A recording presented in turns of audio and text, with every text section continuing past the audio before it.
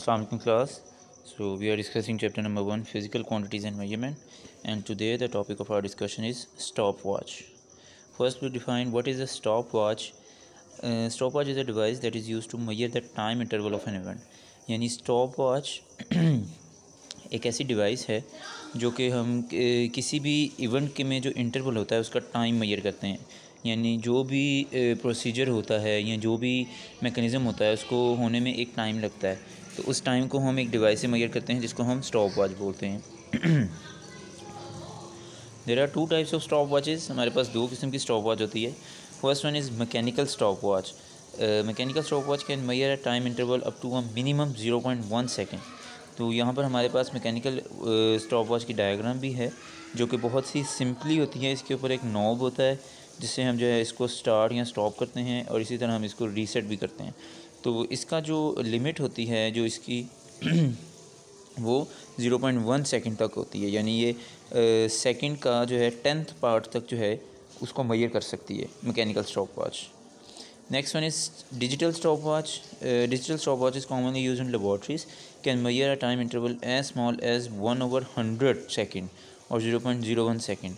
Digital stop watch जो है ये मैकेनिकल स्टॉप वॉच से जो है वो मॉडर्न डिवाइस है और एक तो जो है ये लेबॉर्ट्रीज़ के अंदर बहुत ज़्यादा यूज़ होती है और इसका मॉडर्न होने का हमें जो है वो एडवांटेज ये है कि जैसा कि हमारे पास मैकेनिकल स्टॉप वॉच है तो वो एक सेकंड के 10th पार्ट तक जो है वो इंटरवल मेजर कर सकती है, सेकंड के 10वें हिस्से तक 0.1 सेकंड तक। लेकिन जो डिजिटल स्टॉप वॉच है ये 1/100 सेकंड तक जो है टाइम इंटरवल को मेजर कर सकती है 0.01 second. Reset button restores its initial zero setting.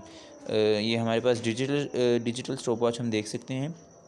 इसके ऊपर एक स्टार्ट बटन होता है, एक स्टॉप बटन होता है और एक बटन एक रीसेट बटन होता है जो इसकी इनिशियल ज़ीरो सेटिंग को रीस्टोर कर देता है। यानी कि हम किसी भी मैकेनिज़्म को जब मेजर करते हैं उसका टाइम, तो हम एक स्टार्ट बटन दबाते हैं, ठीक है, हमारा मैकेनिज़्म हो जाता है। उसके बाद हमारा जब रिक्वायर प्रोसीजर ख़त्म हो जाता है हम अपने टाइम को स्टॉप कर देते हैं और जो हमारे पास टाइम आता है उसको नोट कर लेते हैं। फिर हमारे पास एक रीसेट बटन होता है जिसके जो है वो हम दोबारा से इसको ज़ीरो के ऊपर रीडिंग जो है वो सेट कर लेते हैं ताकि हम नेक्स्ट रीडिंग जो है वो इजीली कर सकें। How to use a stop watch. यहाँ पे ब्रीफली हम डिस्कस करेंगे कि इन दोनों मैकेनिकल और डिजिटल स्टॉप वॉचेस को हम अपनी डेली लाइफ में या प्रैक्टिकल लाइफ के अंदर यूज़ कैसे करते हैं। A mechanical stopwatch has a knob that is used to wind the spring that powers the watch.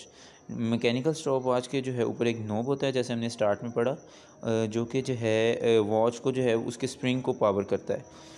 It can also भी use as a start stop and reset button. यानी mechanical stop watch के ऊपर वो जो knob होता है वो तीनों चीज़ों का काम करता है, स्टार्ट स्टॉप और रीसेट बटन का।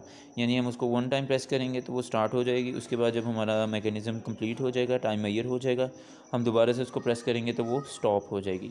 उसके बाद अगर हमें ज़ीरो रीडिंग चाहिए यानी हम इनिशियल स्टेज पर दोबारा आना चाहते हैं तो हम उसी को रीसेट के तौर पर यूज़ करते हैं।